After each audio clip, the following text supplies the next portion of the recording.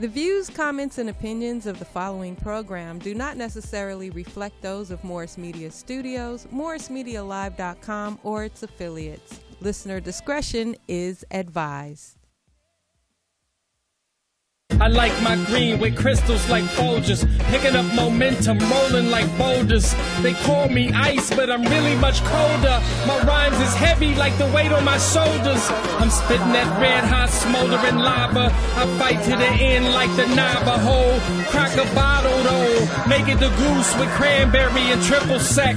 Triple my check, I feel the ripple effect of a fool on the loose. I hit you from every angle, from obtuse to right. Street shit like JJ, I'm dynamite. Slide me some dough, I show you an execution in the flesh, and promise not to leave nothing left. If you bomb it, I keep stabbing, shooting, damaging, looting, till it ain't no disputing who the greatest is. Da da da da da da da da da.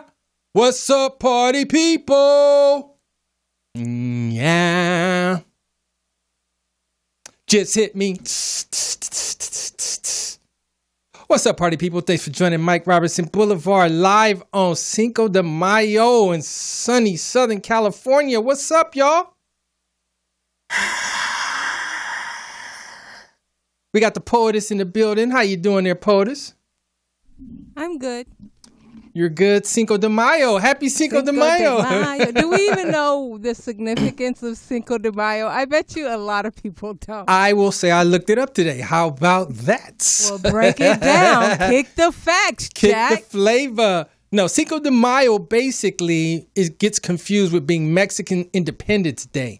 It's different. Mexican Independence Day started around 1830, 1840-ish.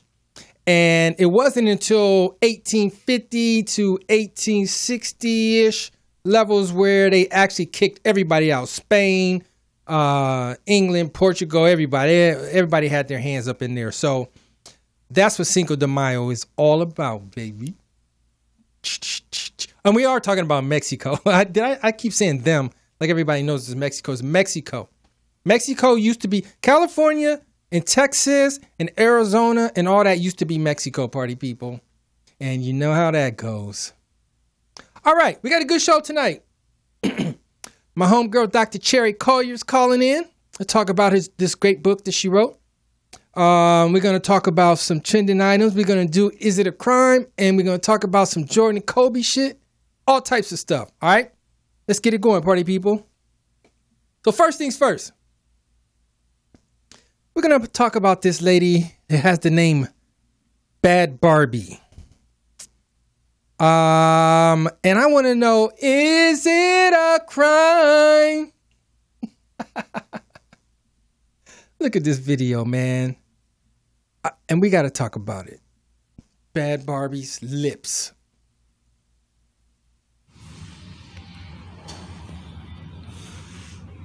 Oh, Lord. Look like slugs.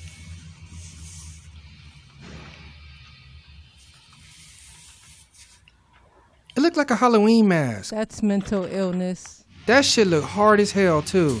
Can you imagine her kissing you? She'll punch you with them shits. That is, man. They do look like punching gloves. They do look like gloves. They do look like gloves, huh?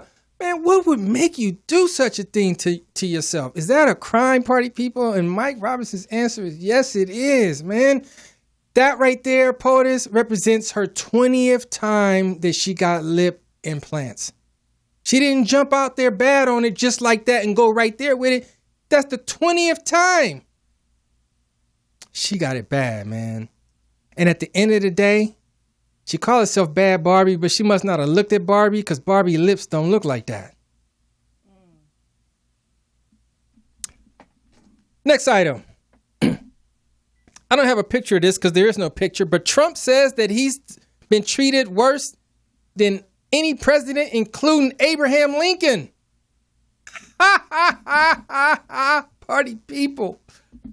Treated worse than every president before Abraham Lincoln is impossible. And I'll tell you a quick reason why. You can't be treated worse than Abraham Lincoln because Abraham Lincoln was shot.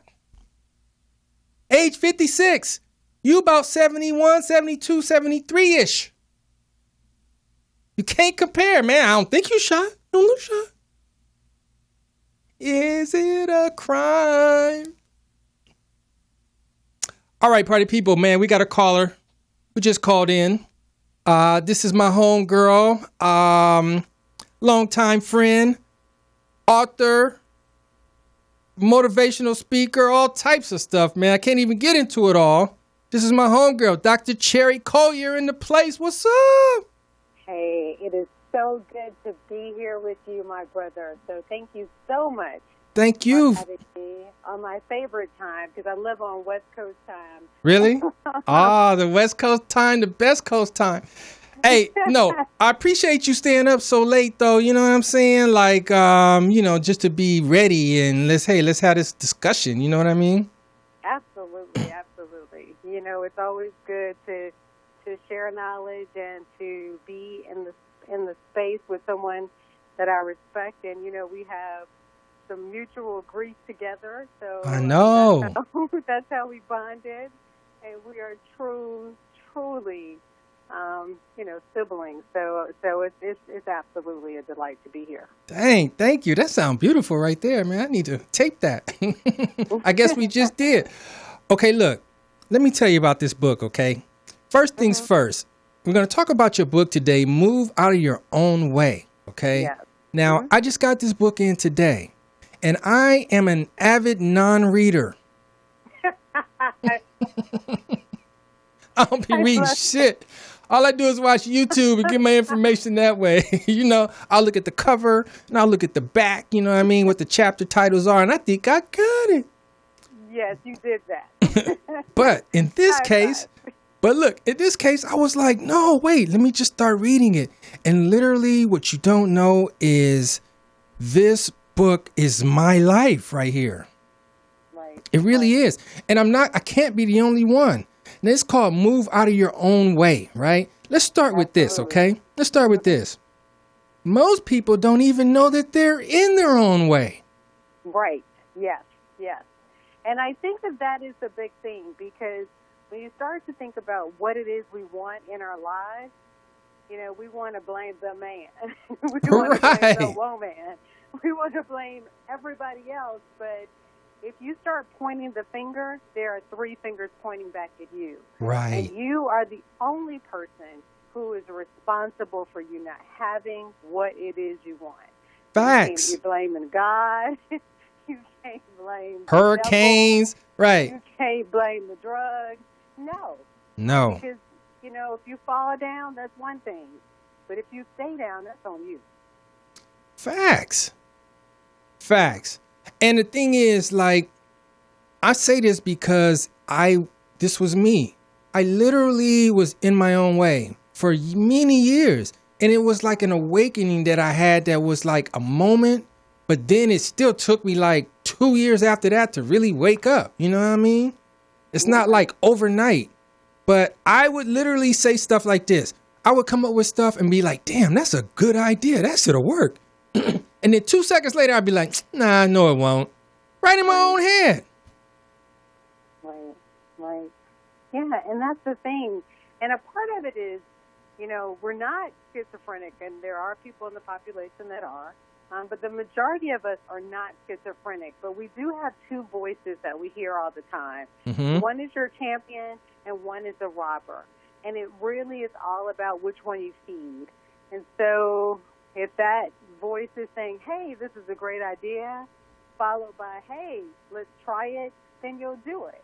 If you have a voice that's like kind of going back and forth like a tennis match, oh, that's a great idea. No, it's not. This is a great idea. No, it's not. You know, then you're tired. You're pretty exhausted. So we end up doing nothing. Right. And what we know is that laziness is actually the sign that many of us have. It's not that we can't do. It's that we don't know what to do, and some of us are just tired. Right. So that's what happens to us. Because it's taxing. This whole idea of you fighting yourself and fighting your spirit and tricking yourself and your own mind and all that shit is taxing. And it causes stress. And it prevents you from doing all kinds of stuff. Right. But that's the goal, though. The goal is to prevent us, right? Right. And And if we fall into that trap, then that trap will take us. And I want to be perfectly clear. There are people in the population that are clinically ill. So, people do have mental illnesses and they do have challenges. And right. there Facts. are people who really can't leave the house. So I'm Right. not talking about them. I'm talking about the majority of us who can get up every day, Right. do what it is we're doing, and we're not. We're sitting up complaining about everything that's happening, but we're not doing anything about it. And that's who this book is for. Nothing. It's like, I can't stand a complaint now. Right. I'm like, dude, I don't want to hear none of your complaints. None. No more. Yeah. No. You could fill that very moment with something positive about what you're gonna do.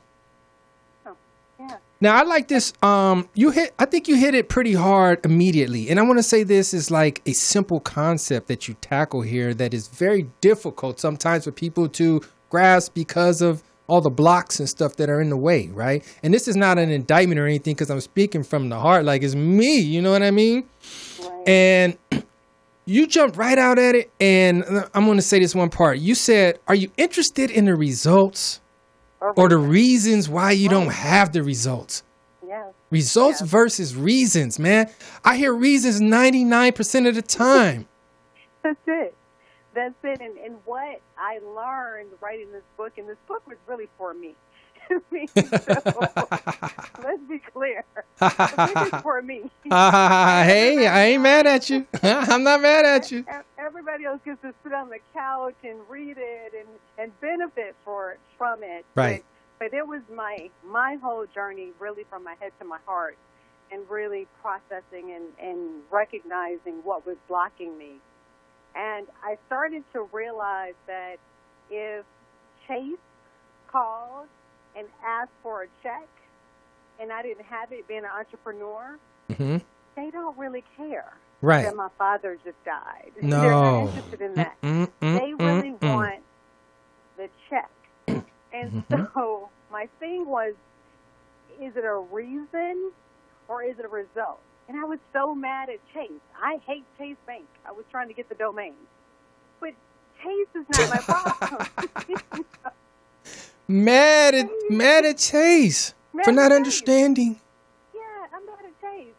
Chase didn't tell me to quit my job at Accenture and go out on my own and follow my dreams. Right. Chase didn't tell me, not to set up a structure and make sure that 75% of what I'm doing is really sales and not just marketing. Chase didn't do that. These were things that I did, and it doesn't matter how much education you have, we fall into these traps, and we're always giving excuses. Excuses. And we know they're the tools of the incompetent. They build monuments to nowhere. And then you come up with like excuses for excuses, and then they build, and then you talk in your mind through scenarios. If he says this, then I'm gonna be like this, nigga, and it just goes on and on and on. Unnecessarily, because we could stop it, and this is what I started to do. Rather than give excuses, I just said I'll give results. So if someone called me and asked me where something was, I just said I'll call you right back. Okay? Right. And when I call them back, I will have it. Because there is no excuse for not doing what I say that I'm going to do. Right. Integrity matters. Right. And if I am doing too much, then I need to take some stuff off my plate. Life is a buffet. I don't have to grab everything that's out there, but I have to make sure that I deliver. If I'm expecting the universe to deliver, I've got to deliver. Look, and you talk about integrity matters. The thing is, like, the one that should matter to you too is you. You should care more than anybody because you can't trick yourself. Yourself can't let you off the hook. And if you train yourself to let you off the hook, then it just starts to spiral, man. All types of stuff. Yeah. And I won't do it. I will not. I am my toughest critic, and I'm okay with that. Yes. Because I don't need you making excuses for me, because I'm not going to make excuses for myself. Right. Either I do it or I don't. There is no gray area. Right. And you can, let's talk about the decision, right? Because you can decide that today is going to be a good day. Talk about that. Right. So interestingly enough, I started when I was 5 years old listening to Norman Vincent Peale. So before I could fully read, I was listening with my mom to audio tapes of The Power of Positive Thinking. And so I was getting ready to say, I'm educated and all, but I don't know who that is right there. He is one of the fathers of positive thinking. And actually, oh, okay. If you ever go and get on the double Dutch bus in New York, they'll take you to where his church was and where he delivered a lot of his sermons and messages. So very powerful person, and his whole ideology was about the words that we use have power. And so when you wake up in the morning, it's not that truthfully the day is going to be good. That's not necessarily true, but you make it true. And we make it true by what we pay attention to. So every second we're getting 10 million, 11 million bits of information. And if you're only grabbing the bad things, then you're defining that you're having a bad day. Right. If you grab from that 11 million bits of information, you telling me if you have 11 million things coming in to choose from, and you can only grab how many? You can, well, we only really end up with a few. We don't. Yeah, so damn, you could choose all types of good shit from me. I mean, like, damn, slim pickings, like smile, sunshine, birds. I mean, like, I just picked three right there. Yes, and when I think about this book and writing it, I have to laugh at myself because I didn't see the trees. I didn't see the trees until I moved to New York and realized, oh, they don't have any trees. Right. So when I came back to Georgia, I'm walking around, like, looking at the trees, like, hi. Right. They're everywhere. So we don't miss something until it's gone. And I think, we learn so many things, like photosynthesis and all these great things, but who really stops and pays attention to the leaves and the beauty that they are really producing? And the truth is that beauty is because they're about to die.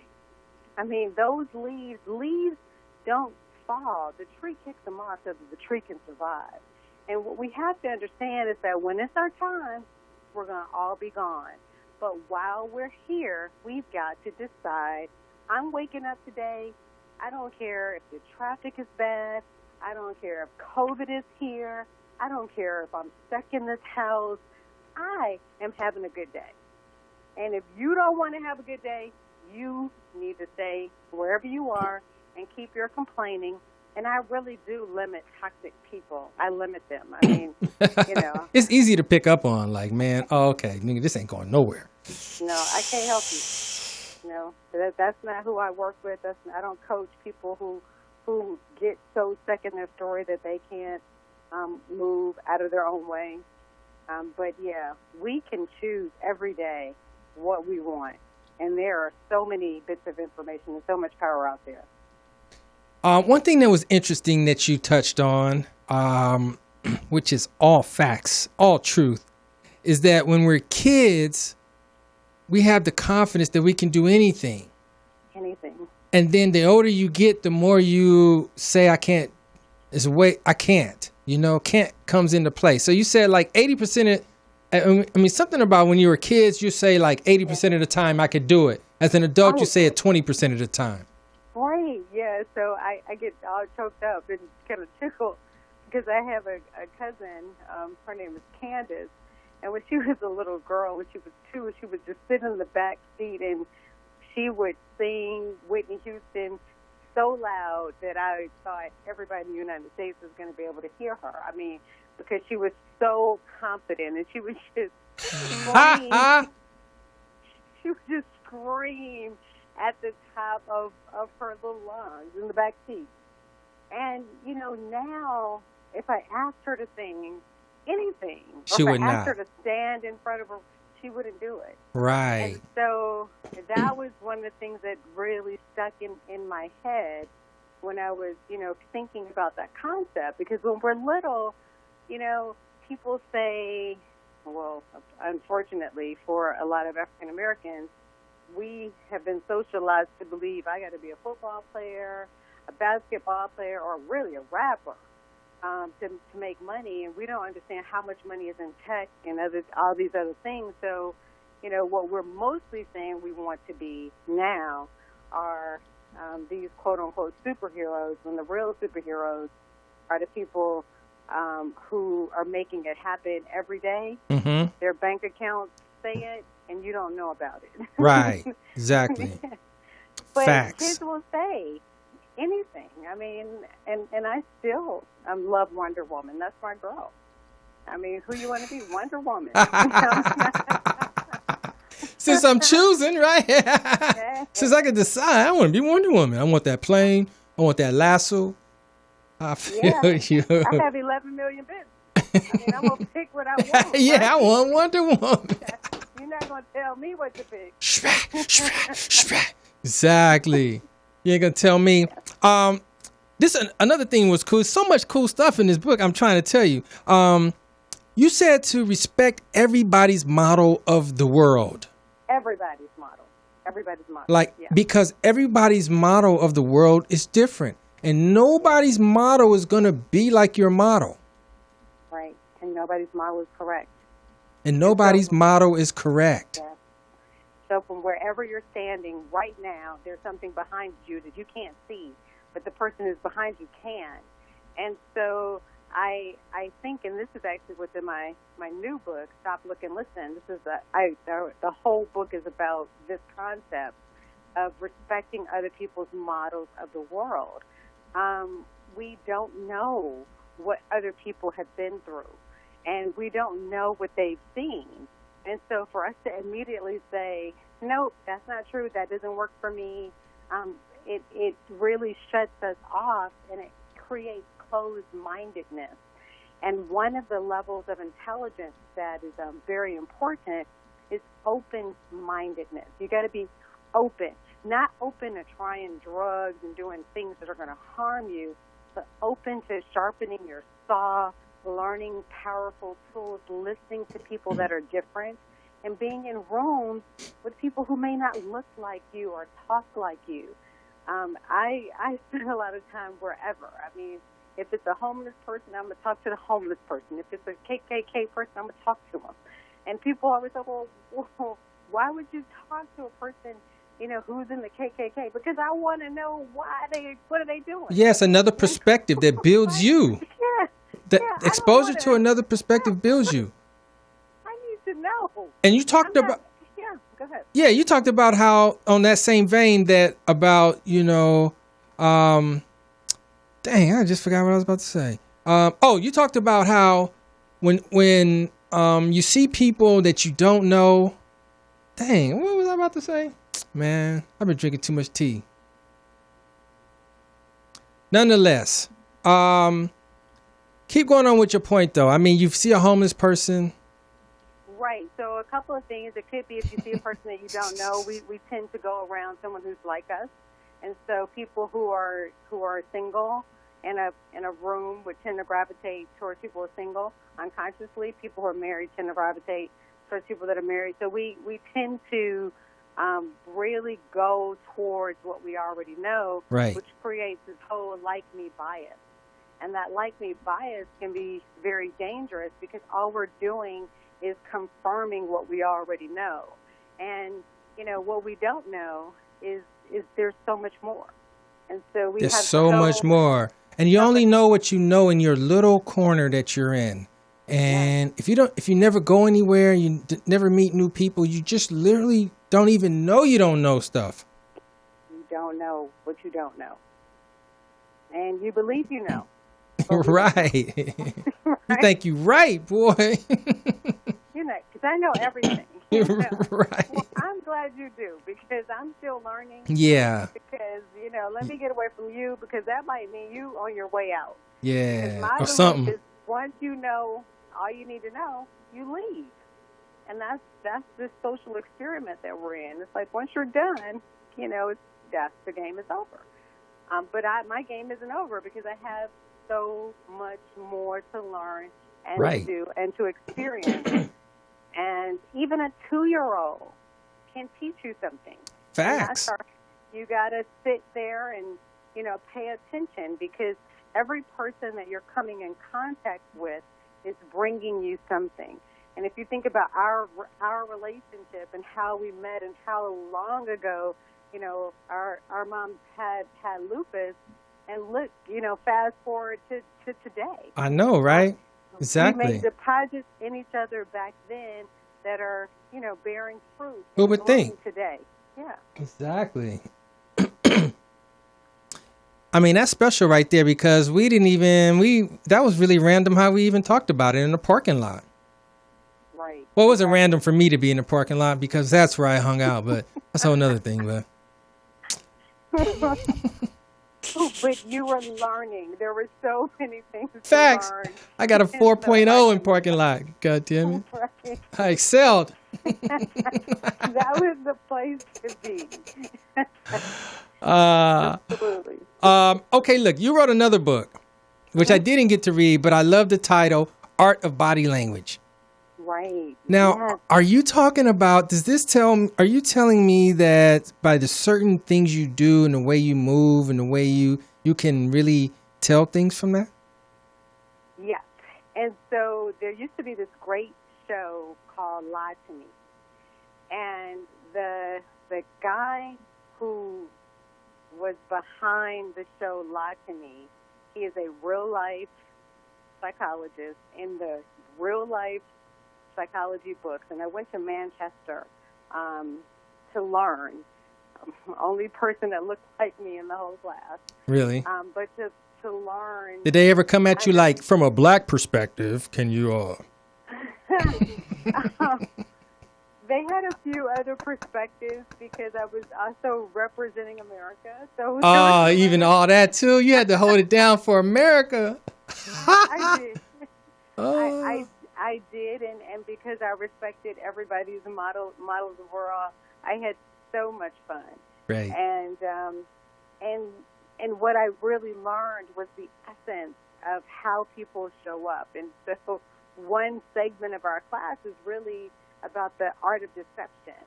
And so many times people say, oh, I can tell when a person is lying. And the truth is that you can't walk up to somebody and say, oh, he's lying, unless you've calibrated on that behavior. So there are basic tell signs. There are basic... Really? Tell signs to lying? Like what? What's some general ones that you could see?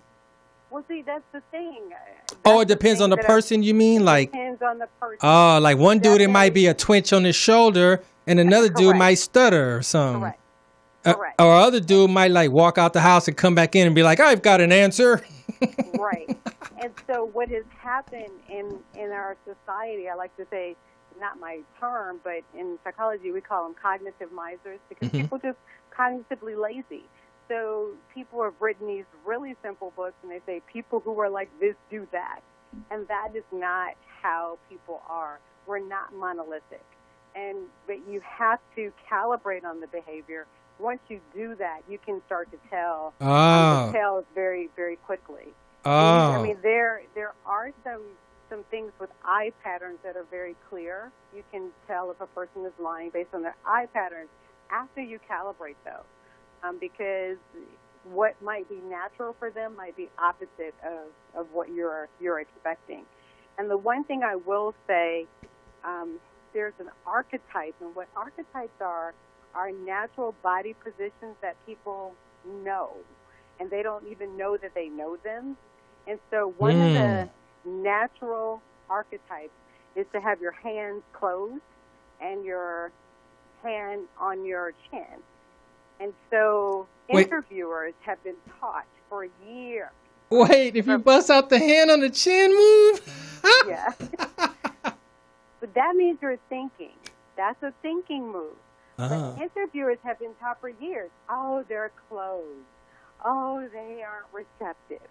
And it's like, dude, learn about body types, learn about the archetypes, learn your stuff before we start putting this stuff out there. I'm thinking, bro, I'm thinking, man, was I manager or was I VP, man? Wait, which company are we talking about? I'm thinking. Yeah. Right. So it's like I didn't get the job because you're saying I'm closed, but in reality, that's a comfortable thinking position. And to that point, though, it's very important to know what 70% of the people think, so you won't do it. But even though it's a very comfortable position for people who like to think, you don't want to do it you don't want to do that. Okay, so that works with just lying. But what about other stuff like love? Like you can tell when someone likes you. Yes, you can. And so, I'm also certified in something that's called neuro-linguistic programming. That sounds special. Programming. It's a language. It's basically a language that helps you repeat behavior, help people to get the same behavior, same results. It's basically what Tony Robbins uses, but he named it something else, but he actually learned NLP. Oh, okay. So with people, there are ways to build rapport with people, and you really build rapport with any person by paying attention to them. It's the same thing that I was saying, calibrating on people. What most people do is spend most of their time focusing on themselves, so they're always focused on themselves, so they don't recognize someone else is there. If you spend 2 seconds focusing on the other person, that will allow you to build rapport. Right. That rapport. 2 seconds is a lot too. You could be like, and like have all types of shit in 2 seconds. 1 Mississippi, 2 Mississippi. Yeah. Yes. Yeah, you know they outfit. You know what kind of phone you have, your smile. All of that matters. Right. All of that you got Afro puffs. All of that tells me a lot. You want to file away and start to create a little case. And that case will help you to know how to build rapport with the individual. And so what tends to happen is, again, we can easily build rapport, for the most part, with people that are like us. The challenge comes when people have some differences. I mean, whether it's male, female, transgender, whatever I am not, that tends to bring a threat. But that's just how the brain is wired. The brain is naturally fight or flight. Oh, man. You know what is, as far as body language, to me, the number one thing that I like the most, that's the highest ranking thing you can do, is a smile. It's so easy to do. Like, your smile is like everything. The smile is everything. And the smile is really the reason why I wrote Move Out of Your Own Way. And the smile changed my life. When Really? I used to go in a grocery store, because I'm a thinker. And so what people don't understand is that people who are thinkers spend most of their days frowning, and they can't see themselves because they don't have a mirror up. And so, but everybody else can see them. So everybody else thinks you're mean because you're thinking. And so thinking is a left brain activity. Smiling is a right brain. And so if you're in your left brain, you're not thinking of smiling.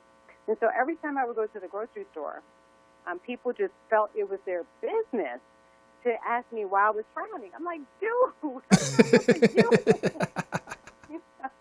why am I frowning? But you see it, though. I see it. I see people who are frowning. Yes. For no reason. But the thing is that it's the conscious awareness. So once I realized that I was doing this, what I can do, because I'm in there like, is it Jiffy or Skippy? Because this is a major decision for me. I got to figure this out. I got to know.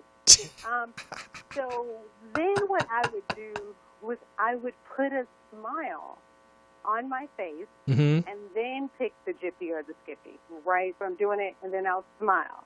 So now when I go to the grocery store, everybody's like, oh, my God, why are you so happy? And I'm like, yes. And the truth is that the universe was sending me a message that we are all connected, and we have this thing that's called emotional contagion. And so I am truly responsible for the energy that I bring into this space. I am responsible for that. Right. And so even though I was getting upset, like, none of your business, it is their business because we share 99% of the same DNA.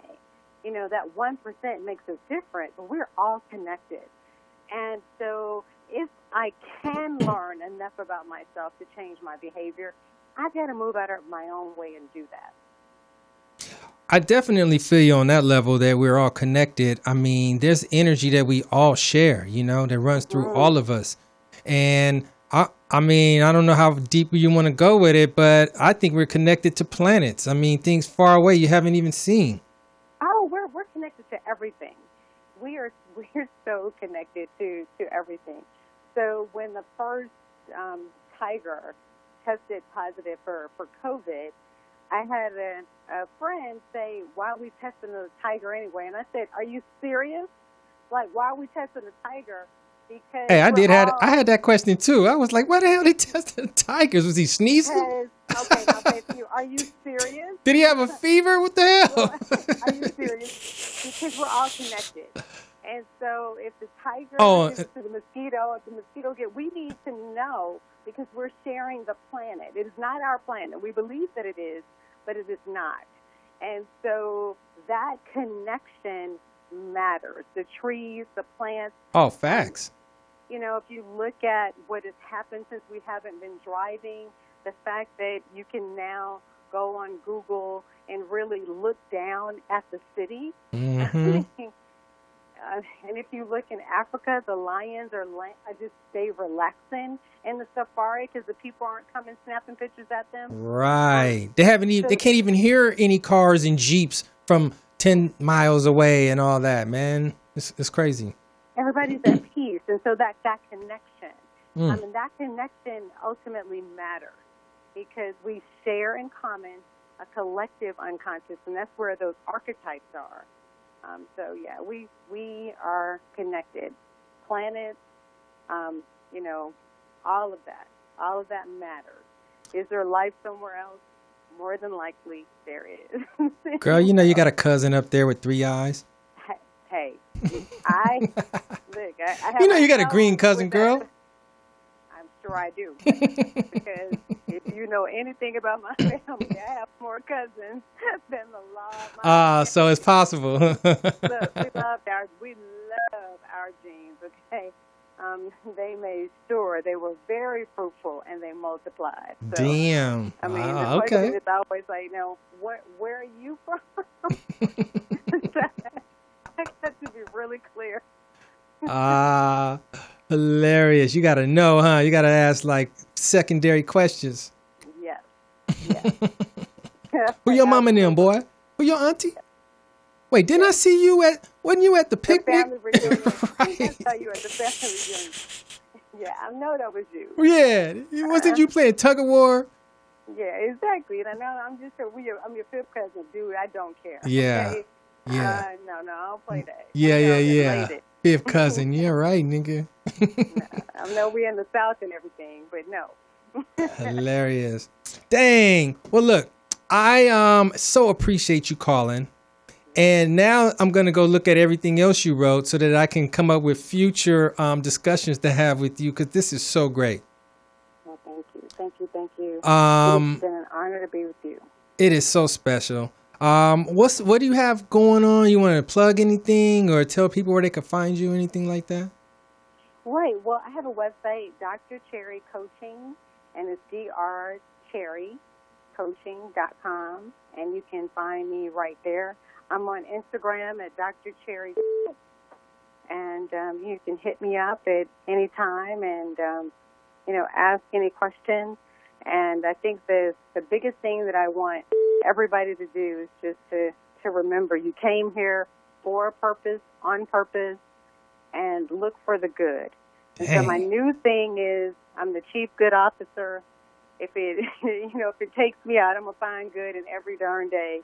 And I'm going to help as many people as I can find good. So thank you for helping me. That is dope right there. The chief good officer. Damn. Yes. That says it all right there. Yeah. Dang. All right. So look, like I said, we'll figure out how we can have further discussions. I love it, and I really appreciate you calling in, and staying up so late and all that good stuff. All right. All right. Well, I appreciate your husband love, and you know, I'm always here for you, and I know you're always with me. So thank you so much, and I appreciate you. I'm proud of you. All right. I love it. Thank you. All right. All right. Bye-bye. Bye. All right, party people, man. I hope y'all learned something. Y'all gonna learn today. Not that this is school or anything, but man, that was great, man. Right? Let's keep it moving, party people. We're jam-packed. Next item.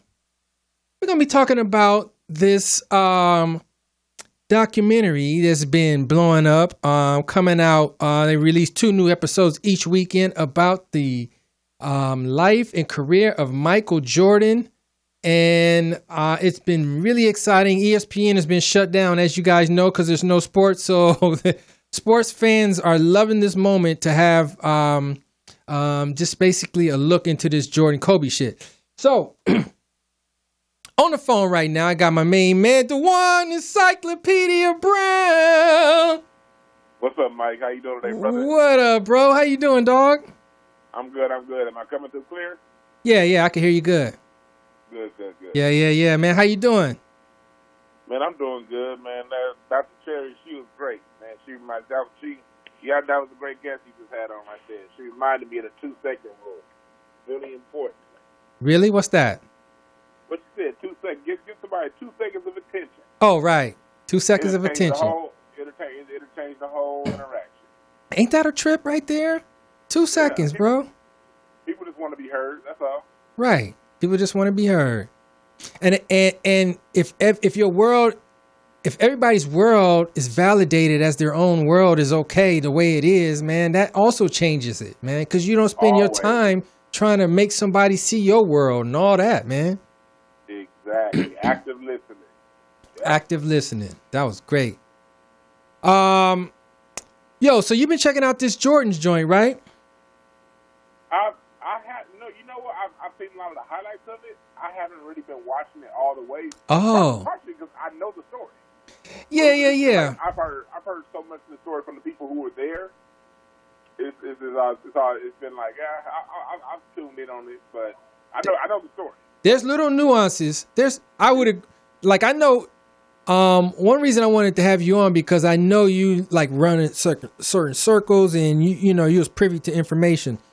For me, I'm such a fan, but I still learned some things. I was able to say like, oh, okay, that little nuance, I didn't really get it like that, so on and so forth. So, like for instance, the whole Kobe Jordan relationship, right? Oh, yeah, I knew that he looked up to Jordan. You can see in all his moves, he does Jordan moves. You know what I mean? His post, his lean, his shot, his this, his that. It's all Jordan amplified. You could see it. But I always just thought that he really studied him and didn't really get that he was spending time 2 a.m. in the morning on the phone with him 5 nights a week, all that type of stuff, really getting that good game from him. I didn't get that. Yeah, Kobe and Jordan were really close friends. Jordan saw Kobe as a little brother, and it was never the thing that the fans make it out to be, you know, one thinking they're better than the other. Like a real little brother, huh? Like a real little brother. One thing about MJ, Jordan one thing he did not do was he did not teach his secrets to other players. His secrets were his secrets. Mm-hmm. Kobe was the only one he really, because right. One misconception is people think Kobe's one of everybody who came after Jordan tried to do Jordan. Kobe was just the one who got the keys to the kingdom. Right. Facts. I try to say that, Dewan, like everybody's game. He changed everyone's game. He changed everyone's game. And one thing about Kobe, he learned from everybody. You know, he took a lot from Jordan, he took a lot from Magic, he took a lot from Kareem. From Kareem. Hell, he even spent one off season back in 2002 with Tim Duncan so he could really get that bank shot down. You know, he spent the off season, the '99 off season when they had that first lockout. Mm-hmm. He spent it with Reggie Miller so he could learn how to shoot off the dribble better. You know, and then ended up facing Reggie Miller in the finals later on that year. Mm. So yeah, Kobe's somebody who he learned. But when it comes to learning from Jordan, I had conversations with them where it's like, you're right. He would call Jordan. He'll be up at 2 a.m. Kobe didn't sleep. Right. He'd be watching film about film on who they're going to play tomorrow, and he knows in the triangle, it's only certain places he's going to get a shot. But yeah, he called MJ at 1, 2 in the morning, like, hey, look, when the Knicks played you in '94, they played a 2-up, 3-back type defense. Where did you get your shots in the system? Then stuff like that. Did he hang up and then go to the gym and go in literally to the gym and shoot where he plans on getting his shots that game? Right. Yeah, exactly. And he said, I heard him say how he would see an open shot where he could get the shot and he'll save it. He'll be like, okay, I'm not going to take that right now. I'll wait till I need it later in the game. Literally save his shots. Yeah, because how defenses in the NBA are designed, they all, if you're getting a certain shot in the first, second quarter, when they go in at halftime, they're going to make the adjustment. They're going to say, okay, yeah, he's killing us right here at 17 feet baseline. So the coaches are going to readjust the game plan and have a defender there at the spot where you're getting the open shot if you show your hands too rough. But if you wait to the fourth quarter to let that go, it's not enough time for them to make that adjustment. Right, they can't adjust. Right. People understand, basketball truly is a full-quarter chess game. Right, it is. And in between each quarter, they're refining their strategy. And the two best at ever really breaking apart a game mentally, Michael Jordan and Kobe. Right. And I feel that came across in the documentary. I feel that so far it's up to episode 6. So there's more to come, but I feel like that came across, man. Yeah. And Kobe said it. He said there would be no me. Like, you guys want to act like, tell me I'm better than Jordan or I could do this. And he says, I would have none of these championships if it wasn't for him. Yeah. And that's true. He wouldn't have any of that. Just like Jordan wouldn't have any of the championships if it weren't for Dr. J, Right. It all builds. Exactly. It all builds. Mm-hmm. People want to, people act like one player discovered all of these great things and this and that. No. No one player discovered anything. Everybody takes from everybody. Right. And then after you take it, you refine it, and then you bring it to your own. The same thing with comedy. You know how it is in comedy. Everybody, the first 5 years sounds like Richard Pryor, or like nowadays, Kevin Hart's a hot guy, so everybody that's young in comedy sounds like Kevin Hart. Right. And then at some point, if they have talent, they grow on and become their own, Right. And it's nothing really to bash a person over or to criticize a person over. It's part of the 4 stages of development. Right. It's good to see that in the documentary they are pointing out, because when Kobe died, a lot of people didn't know how close they were as friends. Right. And look, Kobe shot his parts, man. I had Lottery on last week. He said 2 weeks before 2 weeks before he died, he shot his parts, man, of the documentary. 2 weeks? 2 weeks. Yeah. Is that crazy? That's crazy, man.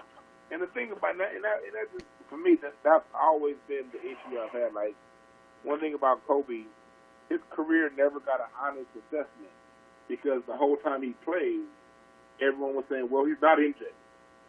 Hell no, he ain't MJ. It's only one Michael Jordan. Right. But that's the thing. It can only be one of anybody. And they spent a lot of years hating Kobe, man. Kobe was everybody's favorite player, bro. And then come 2000, whenever that year was, 6, 7, man, a lot of people turned on Kobe Bryant, man. And he kept playing, though. Yeah, when he had the incident in Colorado, that was 2003. Oh, 2003 it was? Yeah, because Kobe was the NBA Golden Boy. No, that's 2000. When did they lose to the Pistons? 2004. That's what it was, 2004. It happened in 2003, but the season was 2003-2004 season. And that's the thing, he was the NBA's Golden Boy. If you go back and look at footage from the 2000 finals and the 2001 finals, everyone was talking about how great he was on TV. And then the minute that whole thing happened, all of a sudden he went from being the next greatest thing to ever just slice bread to well, I don't know if he's better to than now having to prove himself, bro. You know what I mean? He now after 3 championships. Yeah, exactly. After 3 championships, he then had to prove himself, and he did it. And he did it, exactly. He did it. And what they say when he did it, well, he's not LeBron, and well, he's not Chris Paul. Well, no, everybody is who they is. And, right. And in sports, they try to have this back and forth, specifically in basketball. This player is better than that. Look, I've said it before, there is no Kobe without Jordan. But at the same time, Kobe took what Jordan did and went far past it. You know, the game didn't stop with Jordan. You see a lot of Kobe's games, Jordan's game, and Kobe, especially Kobe's first 5 or 6 years. Mm-hmm. When you get past Kobe's 6th, 7th year, his game is his own. There ain't nothing like Jordan. You know what I mean? Because he took what it was. He took what he needed to take, and he expanded on it. Like, for instance, Kobe's fadeaway. Yes, he took the Jordan fadeaway, but you see, Jordan had that leg kick, and Kobe took that leg kick too. But what Kobe did in 2001 was he refined it, he said, by watching the Discovery Channel. And he saw how cheetahs use their tail as a rudder to maintain balance. And then, so he said, well, maybe instead of kicking my leg out, if I use my off leg to hang back and keep it as a rudder for balance, maybe that'll improve my fadeaway. And it did. Man, that's Kobe for you right there, man. That's Kobe. That's Kobe for you. Now, the range on Jordan's fadeaway was about 15 feet. Kobe's range on his fadeaway was about 20 feet. He was able to take it about 5 or 6 feet out further because of taking what Jordan did. And well, when Jordan did his at 15 feet to 18 or whatever, that's where he needed. That's where it needed to be at that time. Yeah. You know what I mean? The game was closer to the basket at that time, all the way around. It was just a closer to the basket game. And the guys, one thing they pointed out too is that guys in that era, when Kobe got into the league, were old. He says all the players were older dudes, where he was really like a little kid around guys, where now in the league is really young, you know, people in their first year, second year, third year and stuff like that. So it's just a lot of dynamics, man. It's really good. You should check it out. I think you would enjoy it, bro. I think you would. I was planning on binge watching it all like straight. Oh, yeah. There you go. I don't want to have these long-ass gaps between watching. Yeah, there you go. That was the only thing. So I was like, okay, before that last episode aired, I was going to, like, watch them all like a few days before that last one. Then when the last one, watch it live. Right. That's how I was doing it. Okay. All right, man. Well, look, bro, I'm gonna let you go, dog. I appreciate you calling in to talk about that with me, man, because it's some good stuff, man. It's good for basketball lovers, definitely. Yes, sir. Yes, anytime, Mike. Yep. All right, Mr. Hotepis, man, I'll get with you. I appreciate you, brother. All right, holla. All right, party people. That was DeJuan Brown. Follow him, DeJuan B, and all his social media items. I got one more item I wanted to talk about. Is it a crime? Naomi Campbell has a certain ritual she does on airplanes to make sure it's disinfected and clean. Is she doing too much, party people? Let's discuss. That's wipes. So clean everything you touch. Anything that you can possibly touch is what you do. All this stuff, anything that you put your hands on, you have to, everything.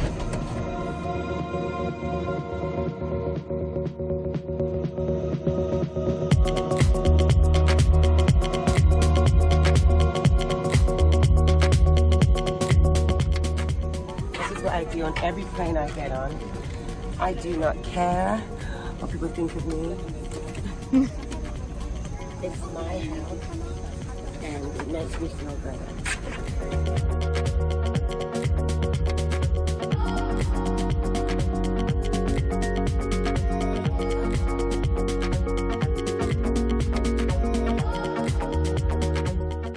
My seatmates, while you got them there? I'm fine, thanks. I don't do them for you, but I'll share it with you. Thank you. You're welcome. This is my seat cover. I change them every week.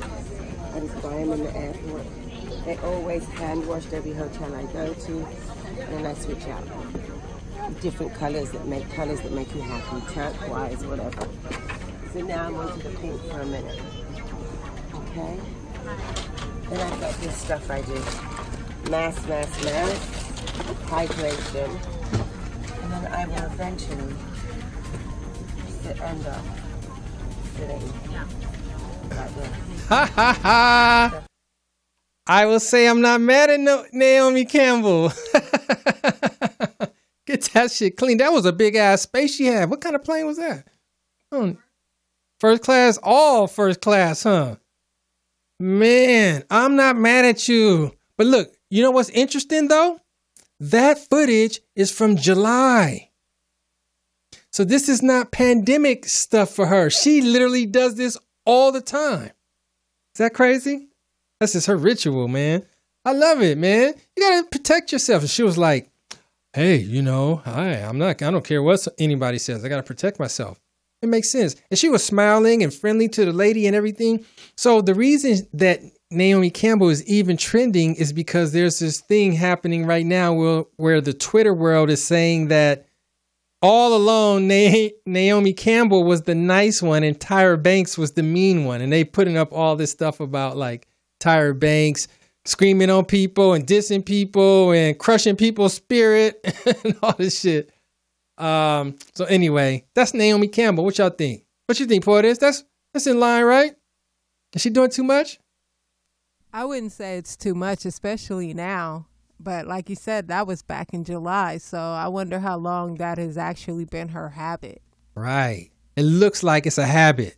Definitely. Yeah, you see she's got seat covers, disinfectant, bags. Like she had it already bagged up. So this clearly looks like something that she does on a regular basis. I ain't mad at her, really. No, really. And if you really think about that video clip, wasn't even 2 minutes long. So if you get on a plane and just like knock it out right quick, hey, man, you could just be like feeling comfortable and cool. Plus, it looks like she might be there for hours because she was talking about putting on her face mask, moisturizer, and all of that. So she's probably in it for a long ride. She was ready.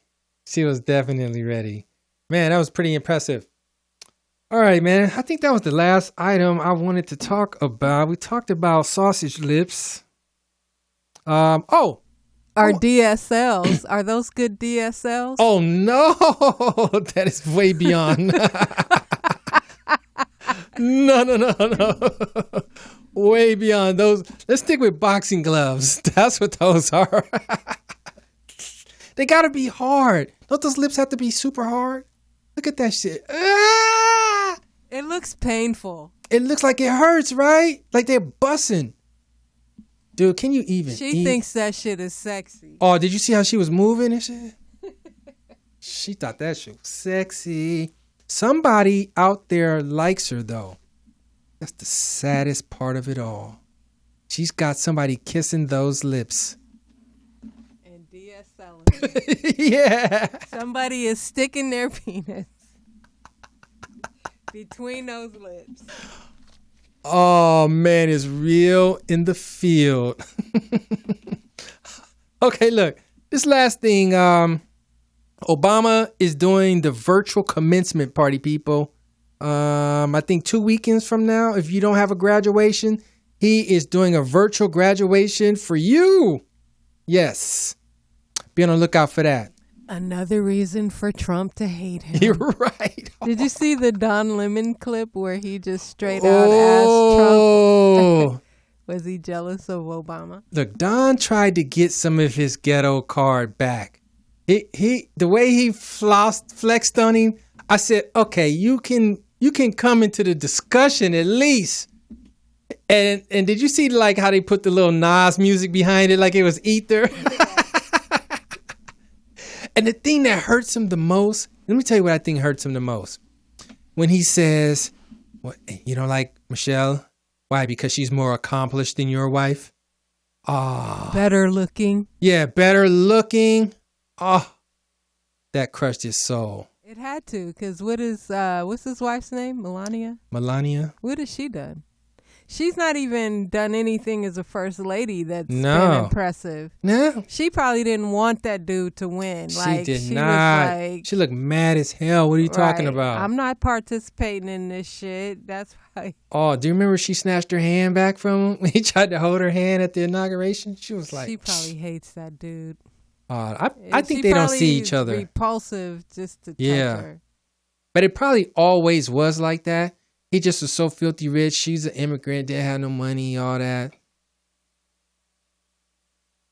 That's all it took. Nude photos. I know. And she ain't hot. I'd say she ain't hot. When people think she hot, I think she not. She looks like a cat. Wow, Michelle Obama's fine.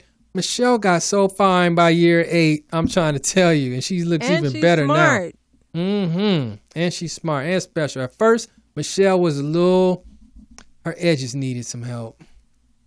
You're wrong for that. I thought her hair always looked good. She kept in shape.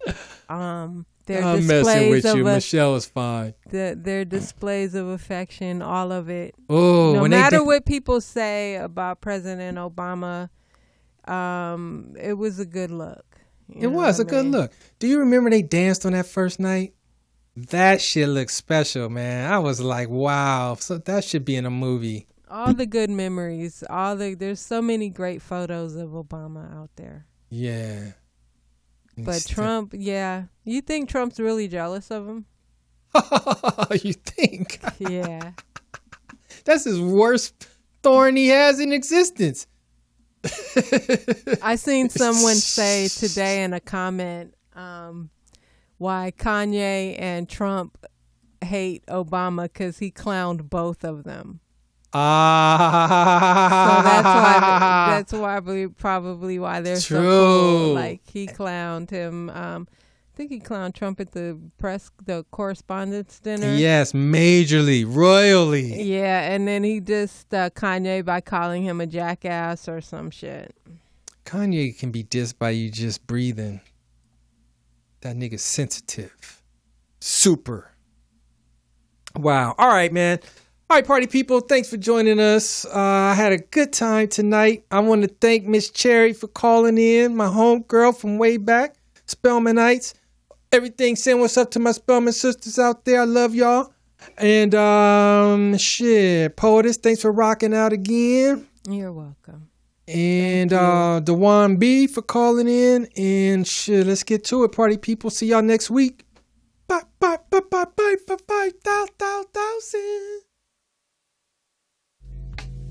All niggas do 1, 2, 3, 4, 5, 6, 7, 8 little bars. That's all niggas do. So the next 8 little bars are for you. 8 little bars. That's all niggas do. 1, 2, 3, 4, 5, 6, 7, 8 little bars. That's all niggas do. Fatherless boys, I say it's the worst. A close number 2 is the church. Every time I see a preacher sit there perched, this shit hurt. It make a nigga MC search. Next is the prisons, that's corporate. Conflicts of interest, pay for the crime with interest. We a small portion, locked in inappropriate proportions. Never leaving a fortress, but when I smile bright, it's gorgeous. 8 little bars.